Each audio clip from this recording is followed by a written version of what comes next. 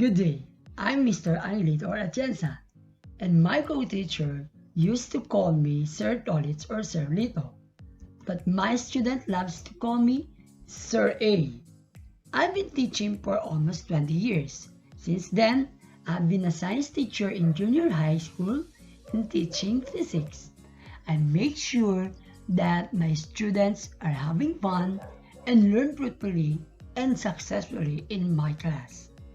I am a dedicated, positive, adaptive, and hardworking person, especially in dealing with the diversity of learners in my class. My interests and hobbies are playing badminton, playing volleyball, and also video and photo editing, and also I do mobile phone photography. Teaching physics is actually teaching the true science. Being a physics teacher allows you to make a true difference in the student's life. Since I graduated with major in physics, I am capable of applying and teaching these subjects, and I would like my students to realize just how much it could help them to understand the world which they live by learning what physics is. I've been a badminton coach in my school for 3 years and have won consecutively in the cluster competition level. I've also become a coach and trainer of students in a digital and graphic poster making contest. And I also coach my students in the robotics competitions, specifically in programming about line tracing and SumoBot. Currently, I am teaching Science 10 to students with an age range of 15 to 16. Prior to the standard competencies of my subject, I identified learning objectives. Then, I'll make sure that the goal is smart and that it caters a wide range of learners. The content must also be determined to formulate and appropriate learning activities. Here in our school, we are using a lesson plan which was derived from 7E's lesson plan. We call it IDEA. In the introduction phase, I put activities on how I present the lesson to all types of the learners by simply giving an activity that all of them can join together, like puzzle solving or singing, etc. This is followed by the development phase, in which I put together activities to develop the content as part of the enabling and foundational skills of the learners and their mastery of the given competencies. The next phase is an engagement phase, in which I always look at an appropriate pedagogical or real-world tasks and learning opportunities for all learners. In this part of learning plan, I include more engaging activities such as performance tasks or laboratory activities. Then last is the assimilation part. In this phase, here I assess and process the ideas or context so that the learners could assimilate and refine their knowledge, their skills and attitude, or even the values.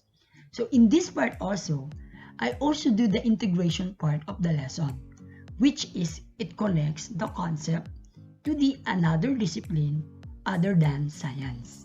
The first method that I usually and always use and apply when teaching science is the student-centered discussion.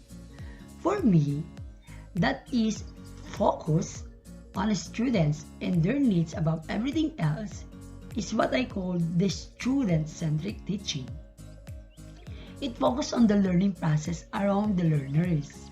It is not as easy as it might seem, but when I apply the student-centered learning method in teaching science, I transform my classroom from a place of direct instruction into a more community-driven setting that fosters empowerment, dialogue, critical thinking, independence, and even problem-solving strategies for my students.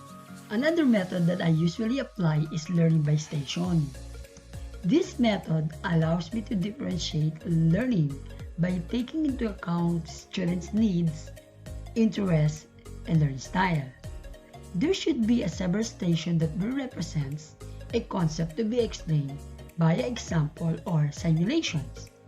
The whole class should be divided to have a small groups of students that will be assigned to a desired station.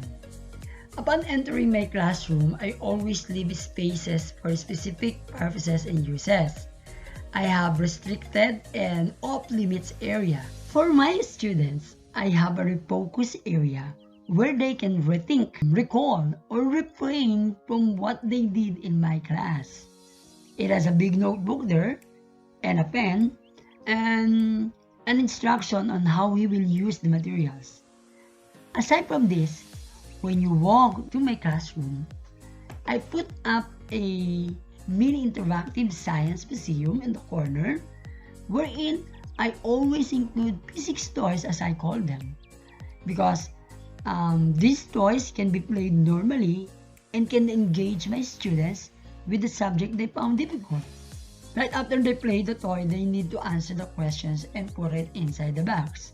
Aside from the toys, I also post signs and posters describing the physics principles and laws that applies in real life situation.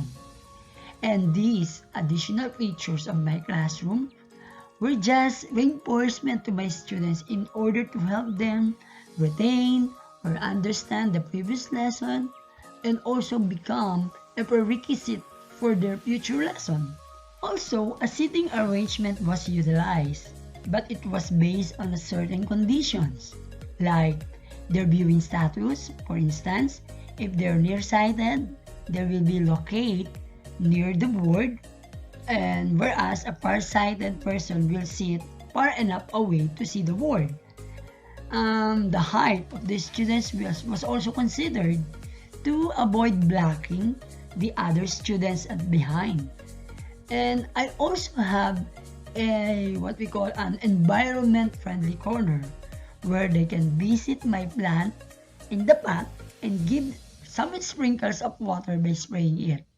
And these features of my classroom are activities that can engage my students whenever they are free.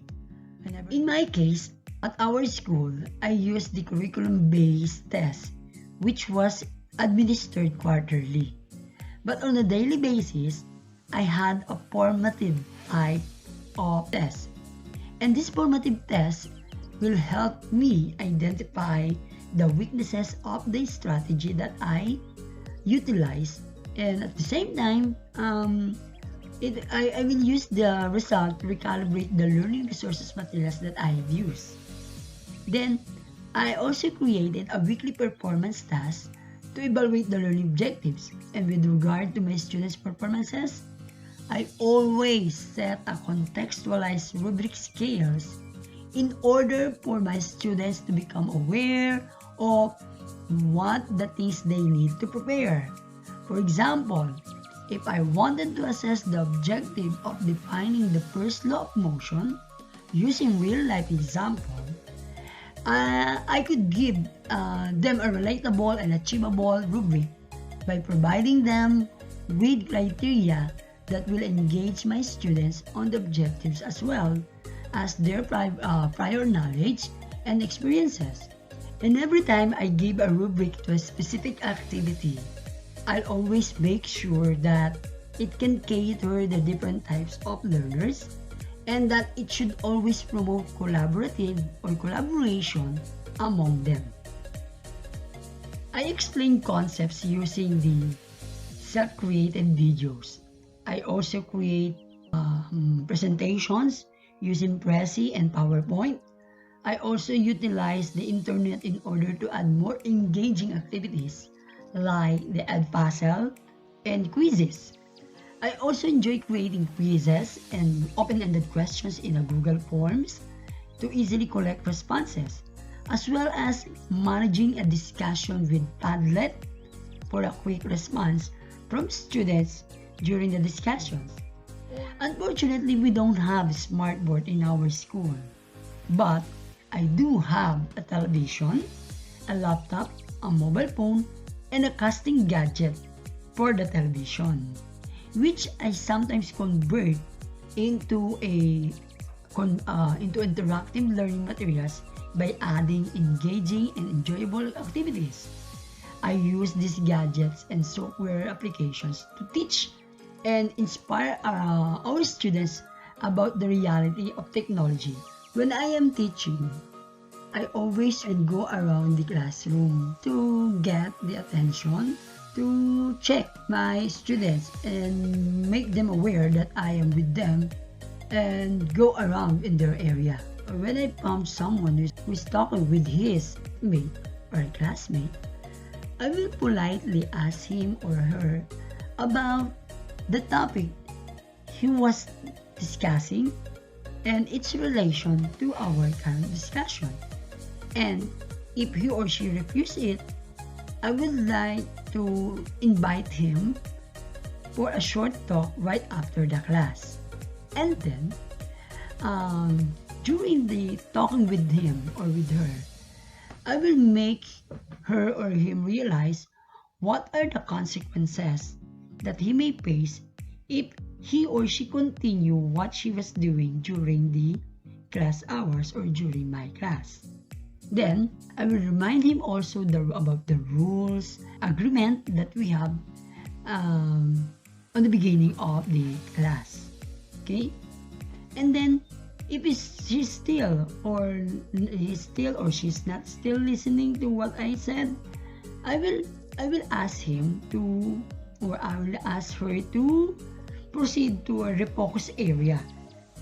The most difficult problem that I faced as a teacher was when one of the parents confronted me and asked for help with her daughter.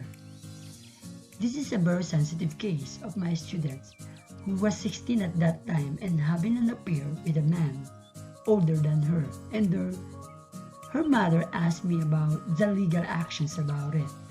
And so, as a teacher and advisor as well, I make moves prior to the right thing to do, which is the legal-based action.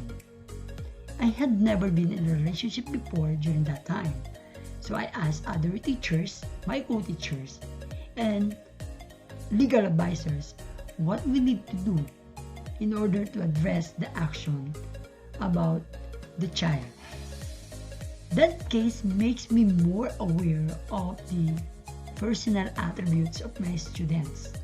So every semester of the school year, I always give myself extra time to talk with them, even if it is in a casual way, just to get them to express what they wanted to say with their language and actions. Being flexible is one of the characteristics that I am capable of. And when I prepare lessons, I always make sure that it is flexible and can cater everything when it comes to learning styles. I always have a backup plan just to make sure that if things go wrong in the way that I expected, I have another choice or option to continue what I have planned. Example, I always prepare a presentation to incorporate into my discussion, but when suddenly there is a power interruption, I immediately use my backup plan, which is the presentation using the other materials like the chalk, the board, or the pen and paper.